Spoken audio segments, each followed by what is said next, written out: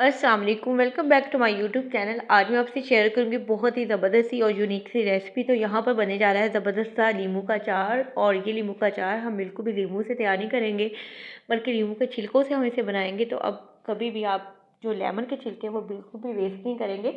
तो लेमन के छिलकों को इस तरह से इस्तेमाल करके आप एक लंबे अरसे तक जो अचार है लीमू का वो खा सकते हैं। तो चले बनाना स्टार्ट करते हैं। यहाँ पर मेरे पास ढेर सारे लेमन के छिलके थे जिनमें से मैंने लेमन का जूस निकाल लिया था। तो इसमें से बिल्कुल 1 किलो जो हम लेमन के छिलके वो ले लेंगे। और डेफिनेटली ये पहले से इसमें से जूस निकला हुआ है, तो बिल्कुल ये धुले हुए हैं। एक आपने ट्रे लेनी है, प्लेट लेनी है, कोई भी स्ट्रेनर लेना है जिसमें बारीक बारीक से होल होते हैं, ताकि हम छिलकों को स्टीम कर सकें। तो हमने लेमन के छिलकों को स्टीम करना है। स्टीम करने से एक तो ये थोड़े से सॉफ्ट हो जाते हैं और इसमें से जो कड़वाहट है वो भी निकल जाती है। तो स्टीम देने के लिए आप कोई भी पतीली ले सकते हैं। उसमें पानी ऐड करने के बाद स्टैंड रखने के बाद ऊपर ये प्लेट रख दें और 10 से 15 मिनट जो है मीडियम आंच पर इसे स्टीम पर रख दें। तो हमारी जो स्टीम है वो हो जाएगी, तकरीबन 10 से 15 मिनट लगेंगे। और एक अलग पैन मैंने यहाँ पर लिया है, उसमें तकरीबन 1 कप जाएगा ऑयल। ऑयल जो स्टार्ट में हम 1 कप ऐड करेंगे और बाद में भी आप इसमें 1 कप और मज़ीद ऐड कर सकते हैं। जब हमारा जो बिल्कुल अचार है यहाँ पे रेडी हो जाएगा, उसके बाद हम इसलिए एक्स्ट्रा इसमें डालेंगे क्योंकि अचार को जो है वो सरसों के तेल में अच्छी तरह भीगना होता है सही तरह, अदरवाइज़ आपका अचार ख़राब हो जाता है। तो यहाँ पर सरसों का तेल थोड़ा सा गर्म होता है, तो इसमें हम तमाम अचार की चीज़ें डालेंगे जो इसमें अचार का मसाला होता है। तो 1 टेबल स्पून इसमें भर के जाएगा साबुत खुश्क धनिया।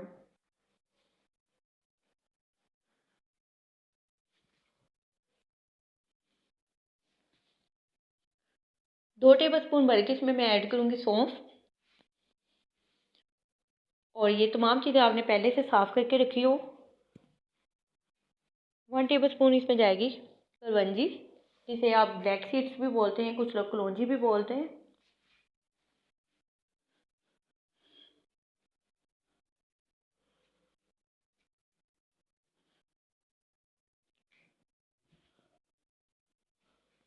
वन टीस्पून इसमें मैंने ऐड की है राई दाना, यानी कि सरसों के बीज। और 2 टेबल स्पून मैंने भर के इसमें ऐड किया है मेथी दाना। और इन तमाम चीज़ों को बिल्कुल हल्का सा आपने गर्म होने तक इसको फ्राई करना है। और ऑयल को आपने बहुत ज़्यादा पकाना नहीं है, आंच बिल्कुल आपने हल्की रखनी है नीचे। जब ये चीज़ें आपने ऐड करनी तब भी आपकी आंच हल्की होनी चाहिए। हल्का सा बस कड़कड़ाना है, जैसे हल्की सी खुशबू आना स्टार्ट हो जाती है।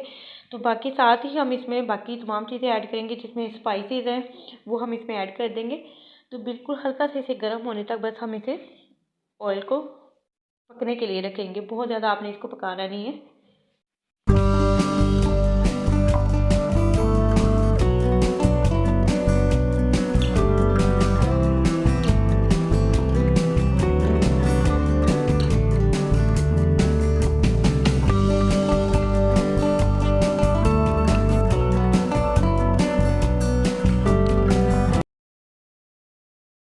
आँच मैंने यहाँ पे बिल्कुल लो पर रखी हुई है। और अब मैं इसमें स्पाइसेस ऐड करूँगी। तकरीबन 1 टेबल स्पून इसमें भर के जाएगी red chili powder. 1 tablespoon जाएगी इसमें हल्दी। और 2 टेबल स्पून भर के मैंने इसमें ऐड किया नमक। और ये नमक वगैरह और ये सब कुछ ऐड करने के बाद हम इसे स्पून की मदद से अच्छी तरह से हल्का सा मिक्स कर लेंगे। और बस हल्का सा 1 से 2 मिनट के लिए बस इसे गर्म होने तक इसे पका लेंगे। उसके बाद हम इसकी जो फ्लेम है वो ऑफ़ कर देंगे। तो यहाँ पर जो हमारा मसाला वो डन हो गया और फ्लेम जो है यहाँ पर ऑफ़ कर दिया।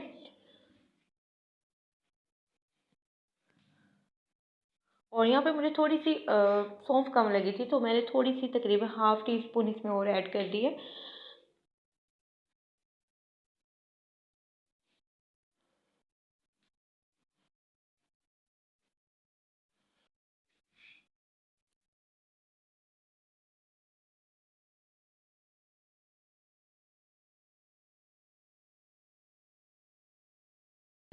और यहाँ पर जो लेमन थे जो हमने स्टीम करने के लिए रखे हुए थे वो स्टीम हो चुके थे और गल भी गए हैं थोड़े से।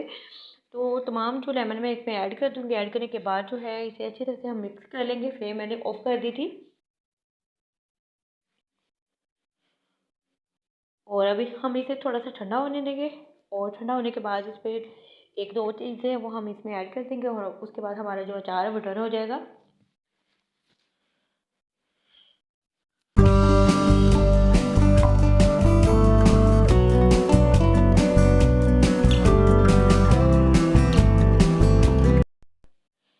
तो यहाँ पर इसमें जाएगी 2 टेबलस्पून चीनी, और चीनी इसमें इसलिए ऐड की जाती है थोड़ा सा बैलेंस इसमें हो जाता है।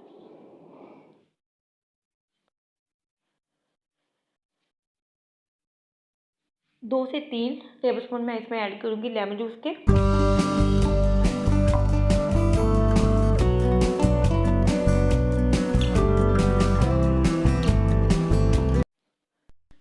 लेमन जूस और शुगर जो हमने इसमें ऐड की है, ऐड करने के बाद इसे अच्छी तरह से मिक्स कर लेंगे, ताकि तमाम चीज़ें जो हैं वो यकजान हो जाएँ, और थोड़ा सा इसे ठंडा करके किसी भी एयर टाइट कंटेनर में या जार में आप इसे सेव कर सकते हैं, और लंबे अरसे तक इसे इस्तेमाल कर सकते हैं। अगर आपको लगे कि ऑयल थोड़ा कम है तो 1 कप आप और इसमें ऑयल ऐड कर सकते हैं, लेकिन गर्म करके थोड़ा सा ठंडा होने के बाद आप इसमें ऐड करें, और इसे आप लंबे अरसे तक सेव करके खा सकते हैं, और 9 से 10 दिन इसे दें पकने में।